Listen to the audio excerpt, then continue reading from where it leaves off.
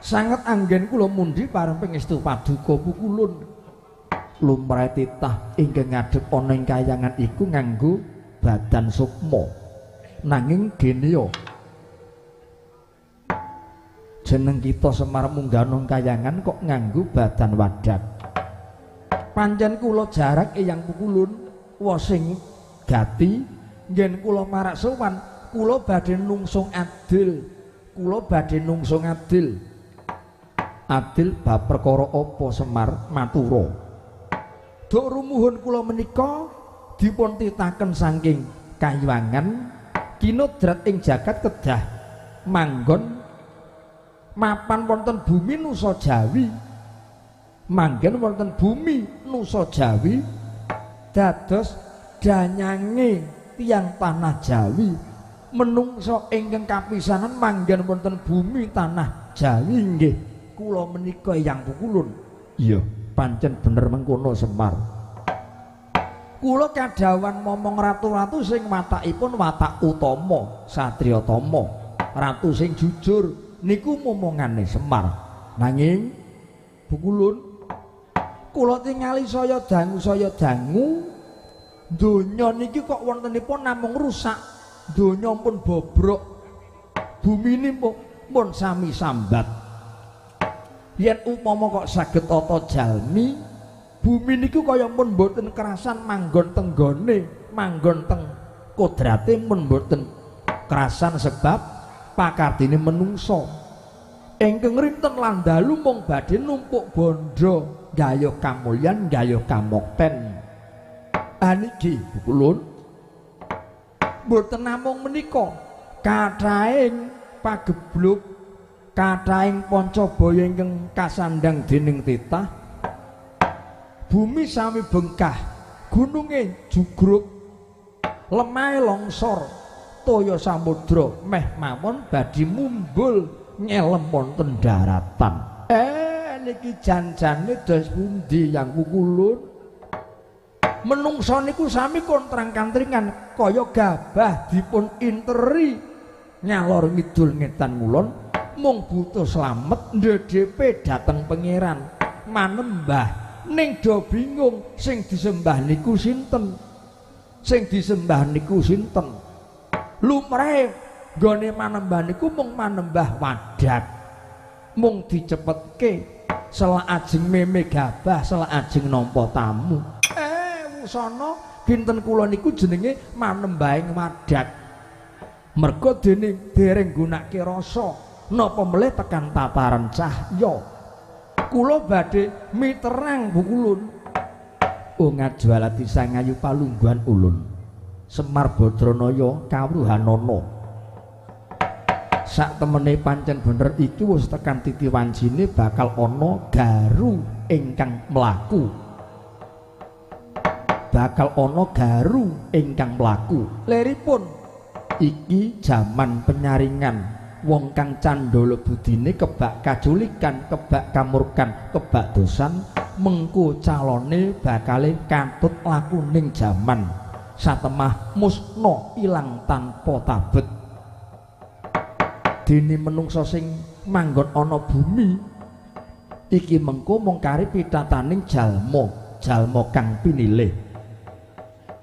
ning yen ngaten kula mboten gathuk kula mboten sarujuk yen enten garu niku kok mlaku tegese mangke wonten menungsa sing kathah sami pejah bocah sing mboten ngerti kenthang kimpuling perkara tumut dados kurban kula mboten sarujuk kula mboten mathuk eyang pukulun lho kok mengkono kiai mergi kula niku dikodrake dadi danyange wong tanah Jawa nek Semar niku pakeme isih didhawuhi momong wonten bumi tanah Jawa kula nyuwun bumi Nusa Jawa niki dislametke bumi Nusa Jawi niki dislametke ewa semanten bab perkara ratu pangarsa wakiling kawula sing menceng lakune mboten kena dipercaya niku mangke supaya ngunduh ing pakarti ning nek carane ngeten iki mangke kathah jiwa raga kathah menungso sing mboten itungan tumut dados korban yang kukulun cakraning rat guna wekasan ingkang hang loro bawaning kang sinung wati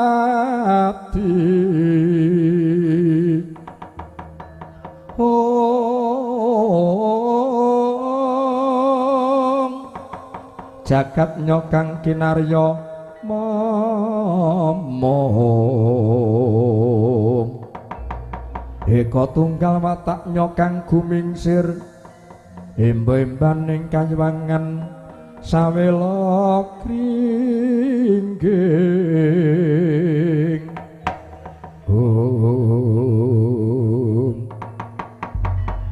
mangkono Kilura Semar Badranaya nungsung adil dhateng pukulun Bathara Wenang kapandheng raganipun Kilura Semar saya dangu saya alit kantun sak mrica binubut kakedhepaken lap ical padha sakala ilangi wujud Kilura Semar salah kedaden dadi Brahmana sepuh.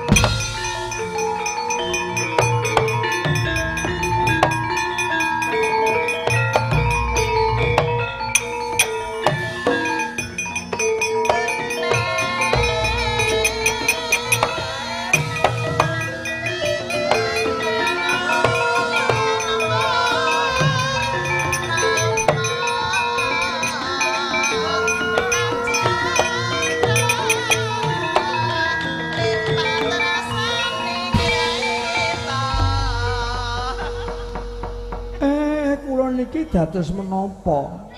kok kula disandangi ngangge jubah Semar kawruhanana kita ulun pandeng salah kedaden dadi pendhita utawa brahmana dapukan kula niku napa pun mboten jamane wayang wong tur nggih niki pun mboten 17 Agustus kula kok didapuk dadi pendhita niku pendhita saking pundi terus kula kenapa kulun nganggo dalan iki kita kinudrat mudhun ana ing jagat sirepna ponang gara-gara lho lah kok kula ingkang kedah nyirep gara-gara sirepna ponang gara-gara kang tukule saka Madyapada mapane ana bumi negara Ngastina nanging pitungkas ulun kita ora menang mateni kita ora menang mateni mung ulun menangake gawe pepadang aja gawe pepati ning gawe yo pepadang oh inggih lajeng kula sesinglon sinten bukulun jalma seneng golek apa parep gawe yo jeneng sing baku ulun nyeraya kelawan jeneng kita gara-gara kang asale saka negara Ngastina iki yen ora dipambengi mengko bakale saya ndodra kang mangkono mudhuna ana ing jagat laku tapa ngrame tetulung marang sapa wae yen kita bisa nyirep kamurkan ing mapan ing negara Ngastina donya bakale uwal saka bebaya banyu jagat bakale uwal saka bebaya banyu nanging syarate sing dadi titah kudu ngeningke marang panembahe nengenke laku sing utama laku sing jujur inggih menawi ngaten kula nyuwun pamit badhe mandhap dhateng Mercupada kulun sing ati-ati Semar Badranaya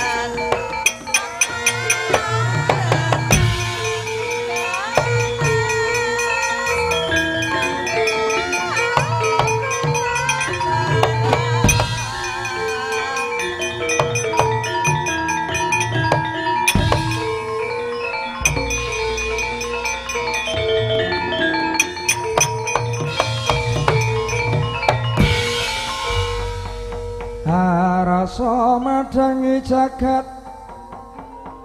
dak mungup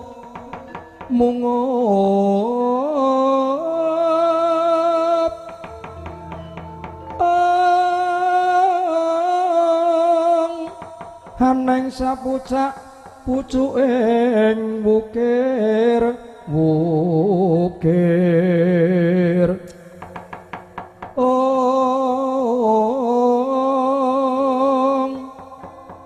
marbapak pangsu mirat keneng sorote surya mega nampak gunung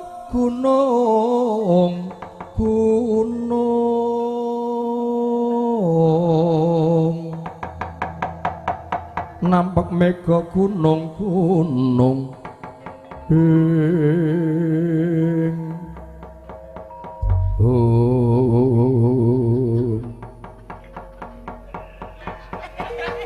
titah pating tledhik do bingung atiku sapa iki nami kula Petruk Mbah jajal nek sampean wong pinter wong nek nganggo serban jubah niku bangsane Habib lho kudune pana ing pamawas jajal Mbah nami kula sinten Mbah jenengmu Bagong ngerti ya Gong lumrah jeneng wong terkenal ya ngene iki truk ngerti nek aku jenenge Bagong jajal nek sama ngerti omah kula teng pundi omah kula nek mbiyen kowe mung trima ngontrak ning Purworejo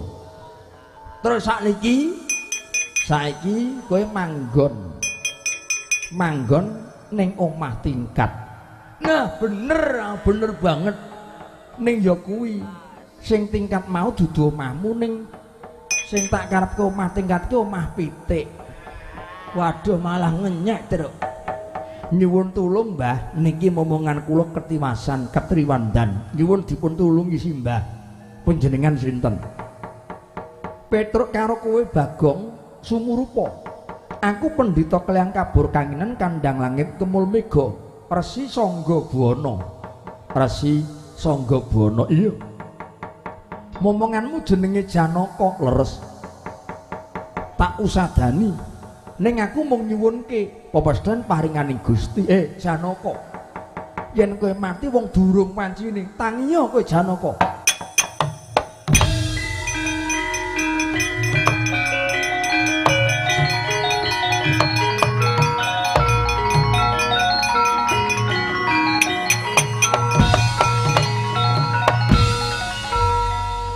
ngaturaken gunging panuwun tanpa pepindhan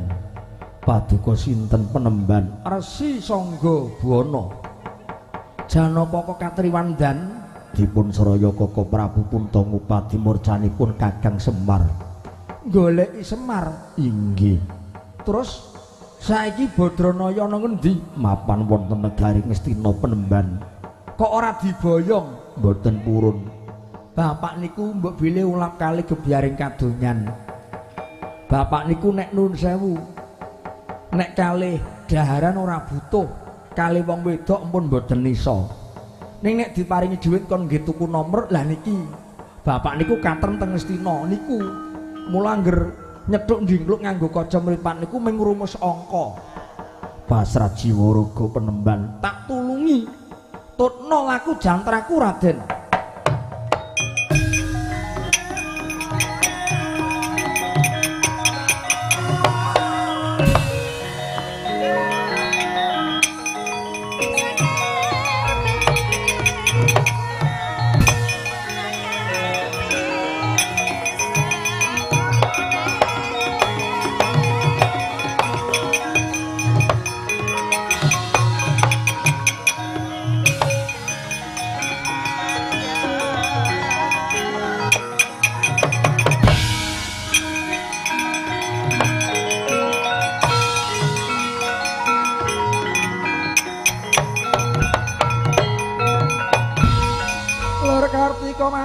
esuk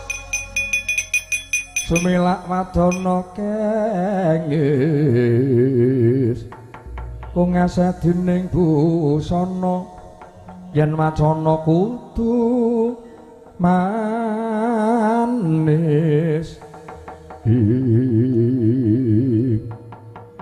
Penemban, duh Penemban,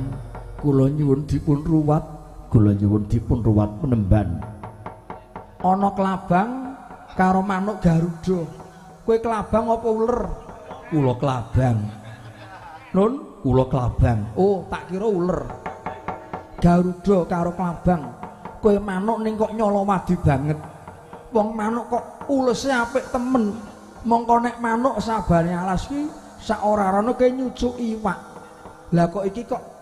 apik temen wulumu, resik mulus. Inggih, kaya pupune wanita. Mekaten Penemban. Ora patek duga men lan cubro rasane ngatiku yen pancen kowe kedadian saka jalma kowe bakal tak ruwat mala trimelamu Garuda lan kowe klabang.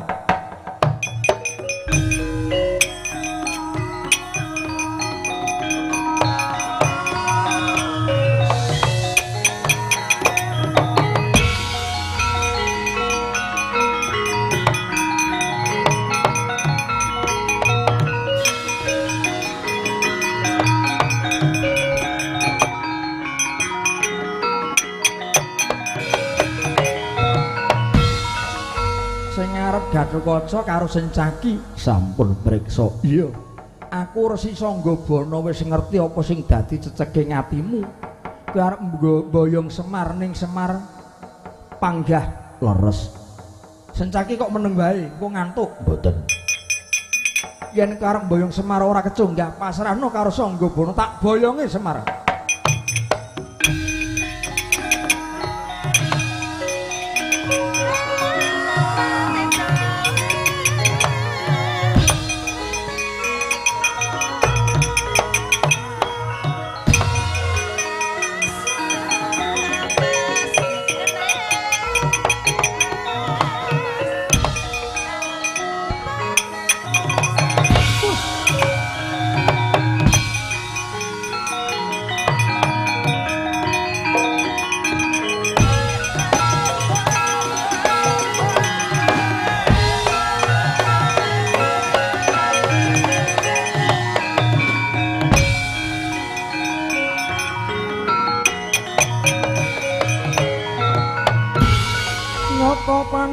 Kang wis limpat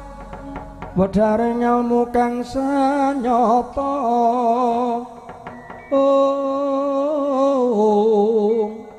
sinamun samuning samudana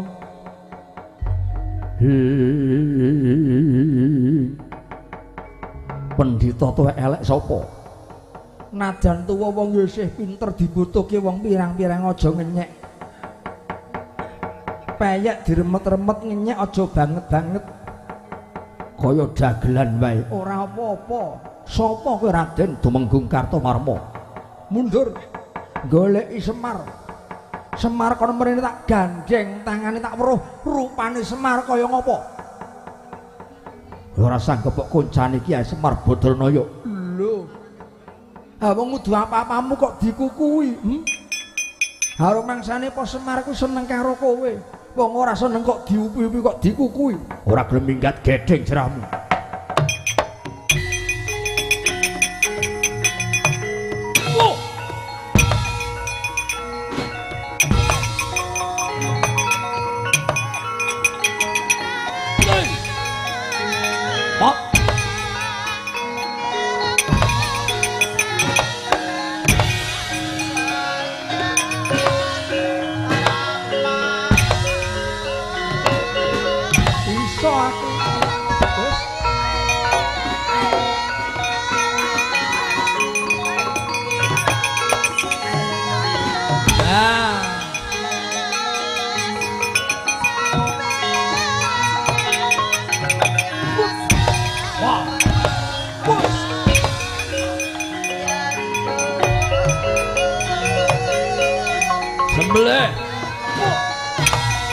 Sembelih.